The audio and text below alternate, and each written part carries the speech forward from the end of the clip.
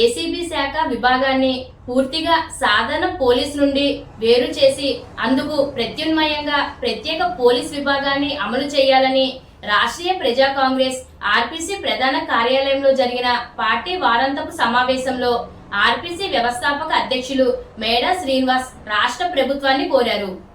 ఈ సందర్భంగా ఆర్పీసీ వ్యవస్థాపక అధ్యక్షులు మేడా శ్రీనివాస్ మాట్లాడుతూ బ్రిటిష్ కాలం నాటి పాలన విధానాలే నేటికి పోలీస్ శాఖలో అమలవుతున్నాయని, పోలీస్ శాఖలో దిగువ స్థాయి సిబ్బందికి పౌరులకు సైతం కనీస భద్రత లేకపోయిందని, ఆనాటి అనాగరిక బానిస చట్టాలనే మన పాలకులు కొంత మేరకు రంగరించి అప్పుడప్పుడు సవరణలు చేస్తూ మరింతగా భ్రష్టు పట్టిస్తున్నారని ఆయన ఆవేదన వ్యక్తం చేశారు. ఈ సభకు RPC senior secular Pendyala Kamaraju అధ్యక్షత వహించారు. ఈ సమావేశంలో ఆర్పీసీ సెక్యులర్స్ డివిఆర్ మూర్తి, దుడ్డే సురేష్, వర్ధనపు శరత్ కుమార్, వాడపల్లి జ్యోతిష్, దుడ్డే త్రినాథ్, ఎండి హుసేన్, వట్టి శ్రీనివాసరావు, అడపా శేషగిరి, దోషి నిశాంత్, చల్లా సాంబశివరావు, గుడ్ల సాయి దుర్గా ప్రసాద్, వట్టి శ్రీనివాసరావు, మద్దెల సూరిబాబు తదితరులు పాల్గొన్నారు.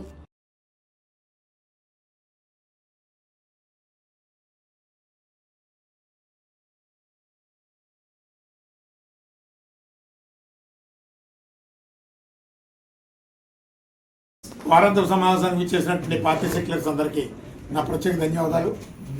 ఈరోజు పాలకుల పనితీరు ఎలా ఉందంటే, పాలకులు వాళ్ళ రాజకీయ పార్టీల కోసం పాలన సాగిస్తున్నారా, లేదు సమాజం కోసం పౌరుల కోసం సాగిస్తున్నారో అర్థం కానటువంటి పరిస్థితులు ఉన్నాయి.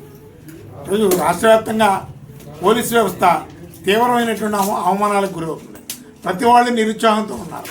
అసలు పోలీసు వ్యవస్థని ఎవరు భ్రష్టు పట్టిస్తున్నారు అనే దాని మీద చాలా ప్రశ్నార్థకంగా ఉంది. మన కంటికి కనబడేది పోలీస్ శాఖ ఉన్నతాధికారి, ఫర్ ఎగ్జాంపుల్ డీజీపీ, అలాగే స్థానికంగా జిల్లాలకి ఎస్పీ. కానీ వాళ్ళని ఎవరిని కూడా విధులు సక్రమంగా చేయనివ్వకుండా, వాళ్ళ ఉద్యోగాలు వాళ్ళని చేయనివ్వకుండా రాజకీయ ప్రలోభాలతో, వేధింపులతో వాళ్ళని మానసికంగా వేధిస్తూ చట్టాలని సొంత ప్రయోజనాల కోసం మార్చుకుంటున్నారు. ఈరోజు ఎవరి మీద ఏ కేసు కడుతున్నారో అర్థం కానిటువంటి పరిస్థితిలో ఉంది. న్యాయస్థానంలో కేసులు పోయినా పర్వాలేదు, వాళ్ళ యొక్క వ్యక్తిగత అవసరం తీరితే చాలు. ఇలాంటి పరిస్థితుల్లో చట్టాలని వినియోగించుకుంటే రేపు పొద్దున కాన్స్టిట్యూషన్కి అర్థం లేకుండా పోతుంది, చట్టాలకు విలువ లేకుండా పోతుంది, అలాగే పౌరుల అసంతృప్తి పెరిగిపోతుంది. దీని మూలంగా వ్యవస్థ చాలా ప్రమాదకరమైనటువంటి స్థితికి చేరుకునేటువంటి పరిస్థితిలో ఉంది. అలాగే ఏసీబీ శాఖ ఉంది. ఏ ప్రభుత్వ కార్యాలయమైనా సరే డబ్బు ఇవ్వకుండా, లంచం ఇవ్వకుండా ఏ ప్రభుత్వ కార్యాలయమైనా ఒక్క పని అవుతుందండి? ఎవరైనా గుండెల మీద చేసి చెప్పానండి. మరి ఏసీబీ శాఖ ఎందుకున్నట్టు? ఏసీబీ శాఖ మూలంగా అవినీతి నిర్మూలన సాధ్యం కాదు. డబ్బులు ఇస్తేనే కానీ ఏ పని ముట్టుకోరు. ఇలాంటి పరిస్థితుల్లో ఏసీబీ శాఖ ఉండే ఉపయోగం ఉంది. పైగా ప్రధానంగా రెండు శాఖల మీద ఏ సమాజంలోనైనా సరే పౌరుల నుంచి వ్యతిరేకత వచ్చేది మొట్టమొదట పోలీస్ శాఖ, అవినీతి మీద కావచ్చు, వేధింపుల మీద కావచ్చు. అలాగే అదేవిధంగా రెవెన్యూ శాఖ. ఈ రెండు శాఖల మీద వ్యతిరేకత తీవ్రంగా ఉంటుంది. అలాంటప్పుడు పోలీస్ శాఖలో నుంచే మరలా ఏసీబీ శాఖను కూడా నియమించారు. దీని మూలంగా రిజల్ట్ రాదు, ప్రజలకు మేలు జరగదు, సమాజంలో అవినీతిని అరికట్టడం అనేది సాధ్యం కాదు. కానీ రాష్ట్రీయ ప్రజా కాంగ్రెస్ పార్టీ గత ఎన్నో ఏళ్ళగా ప్రభుత్వానికి, కేంద్ర రాష్ట్ర ప్రభుత్వాలకి, సుప్రీంకోర్టుకి అనేక సందర్భాల్లో మేము రాయడం జరిగింది. ఇన్వెస్టిగేషన్ సిస్టమ్ని పోలీస్ శాఖ నుంచి వేరు చేయండి. పోలీసు వారికి కేవలం ఎఫ్ఐఆర్ వేసేటటువంటి అధికారం మాత్రమే ఉండాలి. అలాగే రెవెన్యూ విభాగంలో తహసీల్దారు హోదా ఎందుకు పనికి రాకుండా ఉంది. తహసీల్దారులు అందరూ కూడా ఈరోజు రియల్ ఎస్టేట్ వాళ్ళతో ములాఖత్ అయిపోయి అనేక భూ నేరాల్లో వాళ్ళు ఇన్వాల్వ్ అయిపోయి ఉన్నారు. అలాగే ఏ రైతుకి రక్షణ లేదు, ఆస్తికి రక్షణ లేకుండా పోతుంది రెవెన్యూ వ్యవస్థ మూలంగా. అలాగే మా హక్కులకి, భద్రతకి, ప్రాణాలకి ముప్పు వచ్చేటటువంటిది పోలీసు వ్యవస్థ మూలంగా. ముందు మనిషి ఏ విధమైనటువంటి అన్యాయమైనా జరిగిపోనివ్వండి, తర్వాత కోర్టులు తేలుస్తాయో లేదో, కోర్టు నుంచి ఎలాగైనా తప్పించుకోవచ్చు అని ఈ ప్రభుత్వాలు నడుస్తున్నాయి.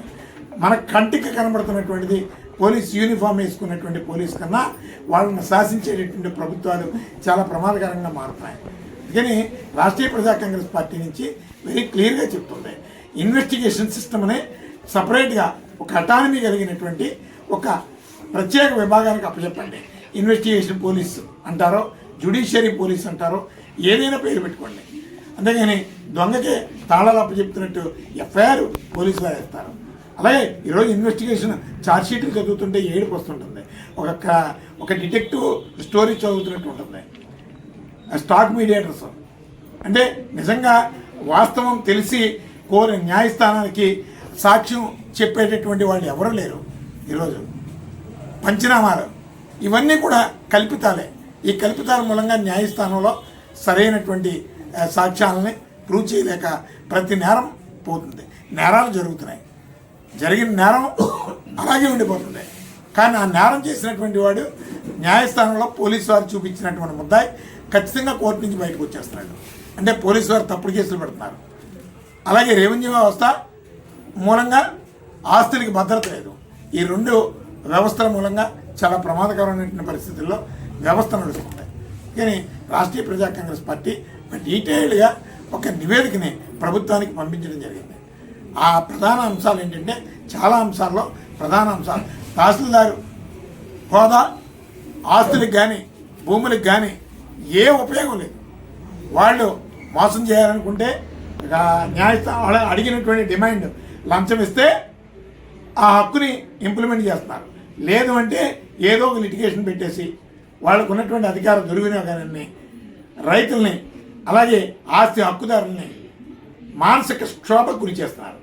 ఇక పోలీసు వ్యవస్థ ఎలా ఉందంటే, ఒక రాజకీయ నాయకుడు అనుకుంటే అమాయకుడి మీద కేసులు పెట్టేస్తున్నారు. ఆ కేసు ఏమైనా పర్వాలేదు.